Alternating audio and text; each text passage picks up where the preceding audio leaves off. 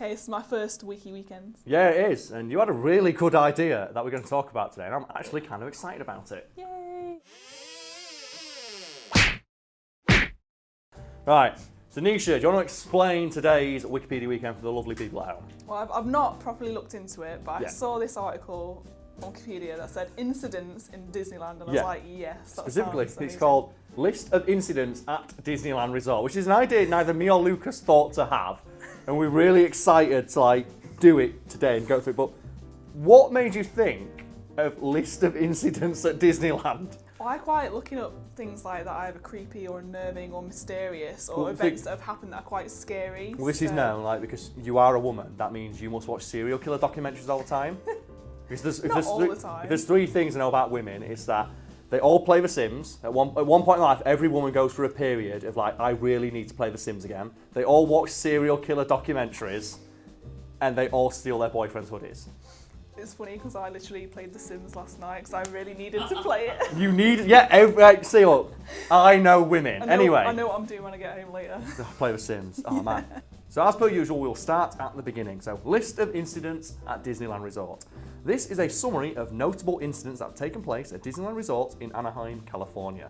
While the California Department of Safety and Health has ruled that some guest-related incidents are Disney's fault, the majority of incidents were due to negligence on the guest's part. The term incidents refers to major accidents, injuries, deaths, and similar significant occurrences.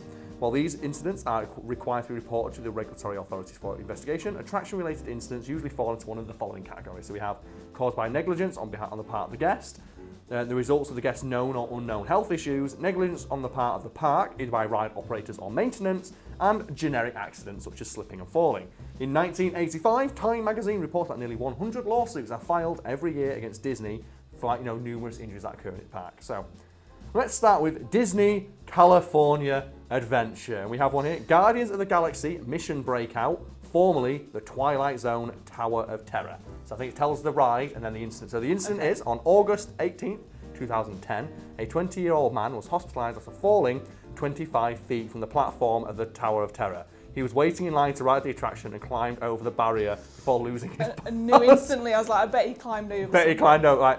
That is next level terror right there. Because there's nothing more terrifying than just falling to your death. He survived, but holy shit, I have a very, I feel bad for anyone who gets injured, but there's a specific kind of injury where I do not feel bad. And it is where it's caused by the person's own stupidity. Yeah. It's I think you've watched, we've all watched fail compilations on YouTube, and whenever I watch one, it's a guy falling over off a bike or something like that. If they're not wearing a helmet, I don't feel bad for laughing at them. Yeah. It's Tony Hawk wears a helmet when he skateboards, and he's Tony Hawk. Wear a fucking wear protective pads when you're on a skateboard. It's oh god. When it's just caused by someone's own fucking wear a helmet, you idiot. Anyway. Yeah. The Hyperion Theatre. On April 22nd, 2003, a 36-year-old stage technician fell 60 feet from a catwalk. Fucking hell. Where was he? That's like the Death Star, isn't it? It's when there's just no railings anywhere in Star Wars. So oh god. No, he just fell 18 meters, and it prompted an investigation by the California Occupational Safety and Health Administration. The victim did not regain consciousness and died following the incident. Disney was fined $18,000 for safety violations. So a guy died, the Disney Corporation paid $18,000. So this one's not really as funny as it's going to be infuriating for us. So on December 25th, 2011, a flying carpet prop used in The Whole New World in Disneyland's Aladdin, a musical spectacular, malfunctioned while flying through the air, causing the carpet to flip over and suspend the actor playing Aladdin and Jasmine upside down. Because we're reading this for the first time. That was forgive the pun, a roller coaster. Except did they get flung off and die? Yeah. We now the stakes are immediate death. Yeah. So we don't know what happened. Can you imagine watching that? Hey, look, kid, look, son, look, it's Disney. Look, it's Jasmine and Aladdin. Just fall off. What would you do? Did you say December 25th as well? No, September 25th. Oh, I thought you said December. Christmas Day. Day. Christmas Day, fucking hell. So you imagine that, you seeing just your heroes, and they just fall over immediately. Oh god, that was They're just laying motionless on the floor. There were no injuries or deaths reported, that's so okay. That's something. So now we have the Incredicoaster, formerly California Screaming. On July 29th, 2005, 25 guests were injured, fucking hell, when the purple train rear-ended the red train. Oh, fuck. That is so scary, mate. It's like, you ever, that famous story about the person who got their head kicked off, you ever heard that one? No. I don't think it happened in Disneyland, but do you know like the ones where your feet hang off the bottom? Yeah. Of the roller coaster, like, so a maintenance worker was working on one of them and someone kicked his head off. So that's Final Destination. I'm so scared of roller coasters, not because they go upside down, because I might get my head kicked off. I literally, the whole time you've been talking, I'm thinking of the roller coaster in Final Destination 3, Oh where God, it's terrifying. The track just comes apart. So what was the one that happened at Alton Towers? With one of the rides, was it like Smiler. we just got stuck upside down for like an entire day? The one at Smiler happened literally 2 weeks after me and Adam went. Oh God. And we sat at the front on the Smiler as well, so I was like, it could have been us. But it literally collided with another coaster. Oh shit, yeah, that guy lost the leg, didn't he? Yeah, and fuck. it got like I think the barriers cut into their legs and they got stuck on there for ages. The one that gets me is like when Oblivion broke down, but it broke down over the edge. So he's just completely suspending you just like in the air like this. Worst nightmare. On July 22nd, 2011, 23 people were rescued from California screaming by firefighters when a person's backpack fell out of one of the trains and landed on the track. On May don't take bags on coasters. On May 2nd, 2016, a passenger using a selfie stick caused the packers to shut down and evacuate the attraction for over an hour. Selfie sticks have been banned ever since. On August 6th, 15 passengers were stuck on the ride for 45 minutes when a woman's purse fell onto the tracks. Just don't take shit on anything on. Oh God, people are right. So, Pixar Pal Around, formerly Mickey's Fun Wheel and Sun Wheel. On February 18th, 2012, a 53-year-old man was allegedly drunk and proceeded to assault an employee at the entrance to the Twilight Zone Tower of Terror. The employee pepper sprayed the man multiple times, prompting him to continue fighting until he was subdued by guests. It's like, imagine you're in Disneyland with your kids and you see someone dressed, like I'm hoping this guy was dressed like Mickey Mouse. And you see like Mickey Mouse is pepper spraying a dude and beating the shit out of him. So fucking bad. How is a drunk dude just drunk and then just fist fighting with a Disney employee? Oh, okay, so now we've got the Disneyland park itself, so let's go. Okay.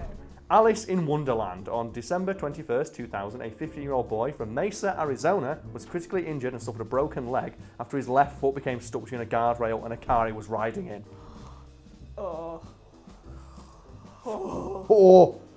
Big Thunder Mountain Railroad, which I've been on. On March 10th, 1998, a 5-year-old boy was seriously injured when his foot became wedged in the passenger car's running board on the edge of the platform.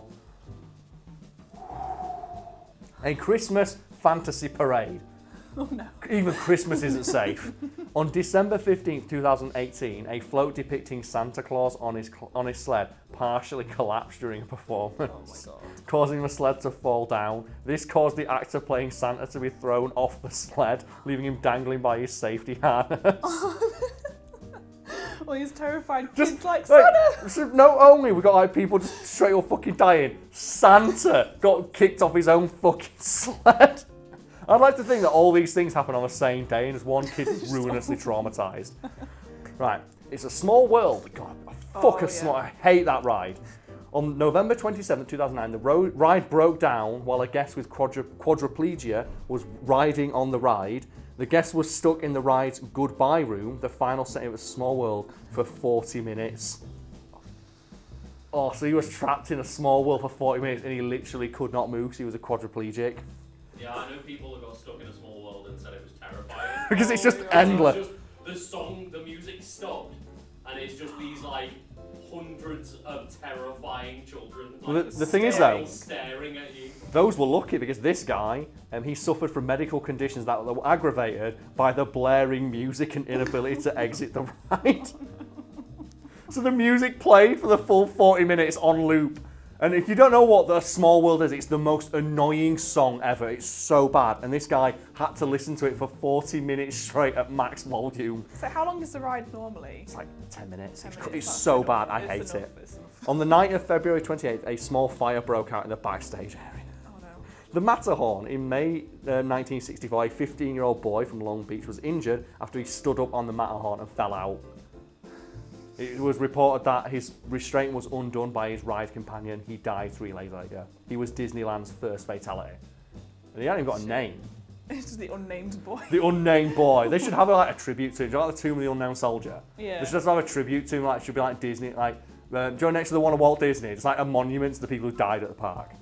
On January 3rd, 1984, a 48-year-old woman from Fremont, California was killed and decapitated. What? We got decapitations. Oh, no. Final Destination is happening. It's real. When she was thrown from a Matterhorn bobsled car and struck by the next oncoming bobsled, the spot where she was killed is now called Dolly's Drop by cast members. God. An investigation found that the seatbelt was not buckled. It is not clear whether she unfastened it herself or the seatbelt malfunction. Imagine being in that other bobsled as well. Oh, God, just oncoming face. The Just fact as well flying in. that, like, the Disney employees just, like, you know, have a macabre name for the place where she died. Oh, Space Mountain! On August 14, 1979, a 31-year-old woman became ill after riding Space Mountain. She was unable to exit the vehicle, although employees told her to stay seated while the vehicle was removed from the track. Other ride operators did not realise that a vehicle was supposed to be removed and accidentally sent her through the ride a second time. She arrived at the unloading zone semi-conscious. The victim was subsequently taken to hospital and remained in a coma and died 1 week later. No, fuck. Oh no. Oh, I wasn't expecting I that. wasn't, like, what is this? Like, Stephen King can't write twists like this. Fucking hell.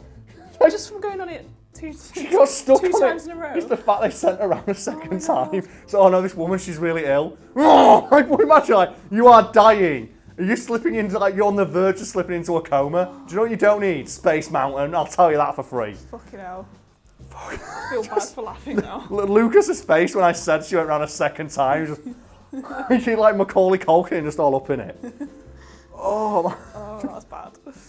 just like, you don't know what to do. Oh, we've got a section here that's just called costume. It's called costume characters.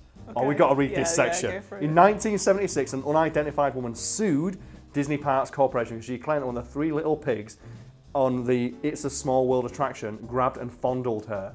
She claimed to have gained £50 as a result of the incident and sued Disney for $150,000 for damage and battery, false imprisonment, and humiliation. Do you know this story? I actually know this one. No. Like, this is right. Lucas, do you know this story? No. Right. Do you like twist? You are not ready for this twist. Are you ready? Oh, no. The plaintiff dropped the charges after Disney lawyers presented her with a photo of the costume, which only had inoperable stub arms. Isn't that amazing? It's like, I got fondled by the pig, and it's like, the arms don't move. How the fuck did he manage that one? In 1978, it was alleged that an employee who was playing Winnie the Pooh slapped a child.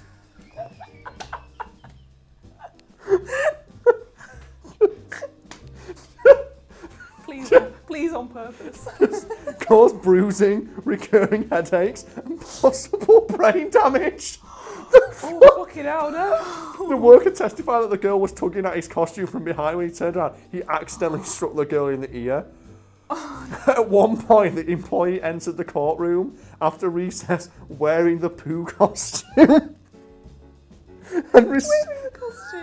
and responded to questions while on the witness stand as Pooh, and danced a jig. Appearing as Pooh showed the jerk the costume's arm was too low to the ground to slap a girl of the victim's height. Fucking hell, what is this like Matlock shit?